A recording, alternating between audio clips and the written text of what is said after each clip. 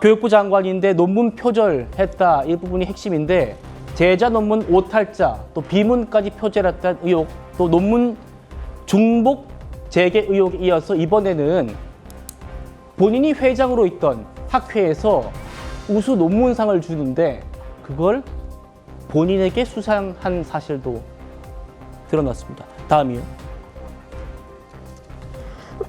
아무리 교신 저자라 해도 이건 관행이나 윤리적 기준과 크게 다르다는 겁니다.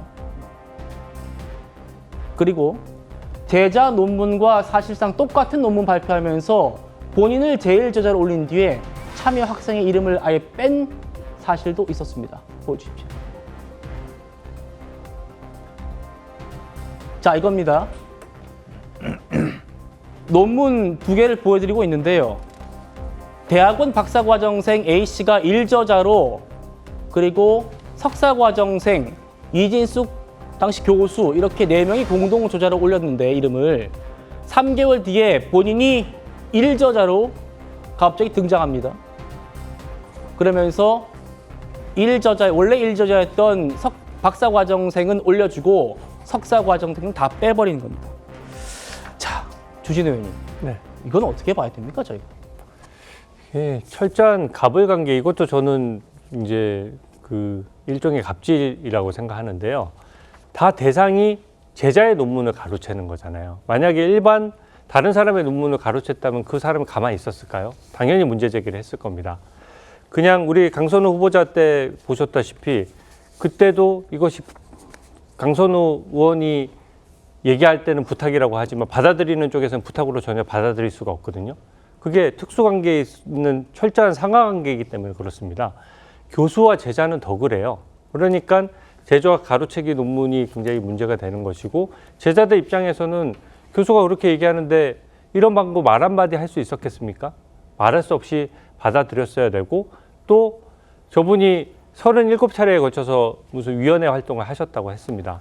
그러면 사실은 위원회 활동을 하면서 대외 활동을 하시는 건 좋지만 사실 교수로서 연구 시간은 턱없이 부족한 거거든요. 예. 근데 그런 것들을 제자 논문들을 그대로 베껴서 논문 연구 실적을 채워 나가다 보니까 이게 한두 건이 아닌 것이고 너무 교육부 장관 후보자랑 논문 표절은 너무 어울리지 않는 데다가 더더군다나 그 욕심이 발현돼서 본인이 학회에 있는 데서 논문을 제대로 써오지 않았던 사람이 우수 논문 발표상을 받는 어떤 코미디 같은 상황이 발생했기 때문에 이 부분은 저는 교육부 장관 후보자로서 우리 대한민국 자녀들, 우리 아들, 딸들의 교육을 맡길 수 있느냐 예. 거기에 대해서 원천적인 의문이 들 것으로 생각되고요.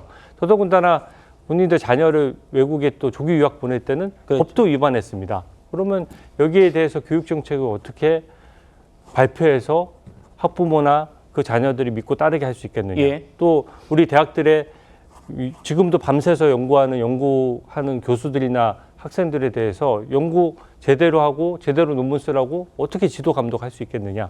바로 이해 충돌 부분이 바로 부딪히는 부분이기 때문에 저는 이 부분은 결코 직을 유지할 수 없을 것이라고 감히 말씀드립니다. 국민의힘에서도 이 이진숙 후보자 검증 단단히 벼르고 있습니다. 들어보시죠.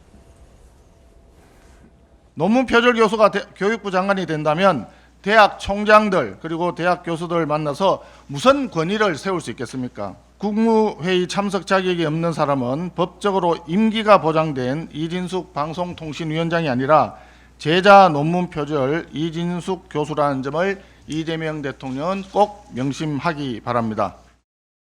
벼룩에게도 있는 낯짝이 이진숙 교육부 장관 후보자에게는 없는 듯합니다.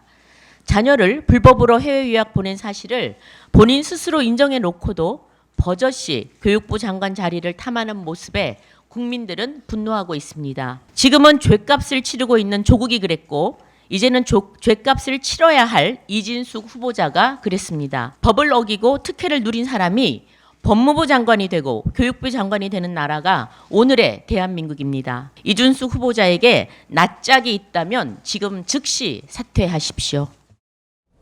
김영주 의원님. 네. 저렇게 지금 의혹 제기가 많은데 민주당에서는 기준이 다를 수 있다. 표절이 아닐 수 있다. 또 이런 얘기도 하더군요. 원내 수석 부대표가. 어떻게 보십니까? 뭐 사실은 이제 논문을 언제 썼냐에 따라서 뭐 기준이 좀 옛날에는 좀 느슨했을 수도 있고 그럴 수도 있겠습니다만 어쨌든 대상자가 교육부 장관 후보자라는 것이 굉장히 큰 문제입니다. 만약 네. 이게 이준석 후보자가 예를 들어서 국토부 장관 후보자라면 사실은 관련 학회에서 또 논문 쓴 부분이 좀 부차적인 일로 여러 가지 어떤 말하면 넘어갈 수는 있겠습니다만은 교육부 장관이라고 하는 것은 말하자면 연구윤리 또 실제적으로 보면 어떤 더군다나 또 본인이 초중등 교육자가 아니라 고등교육의 총장 출신으로서의 자기 한계도 있고요. 또 우리 교육 정책에 있어서도 실제로 과연 적절한 거냐 여러 가지 다 포함되어 있기 때문에 상당히 많은 부담을 가질 수밖에 없고 더군다나 뭐 제자 논문을 훔쳤다든지 혹은 그거조차도 제대로 이렇게 표기를 하지 않아서 한글로 된 것을 뭐 영문으로 된 걸 냈다라고 하는 것은 예. 상당히 본인 스스로도 한 번쯤 본인이 교육부 장관 후보로 적절한 거를 좀 고민해야 될 그런 시점이다 그렇게 보여집니다. 알겠습니다.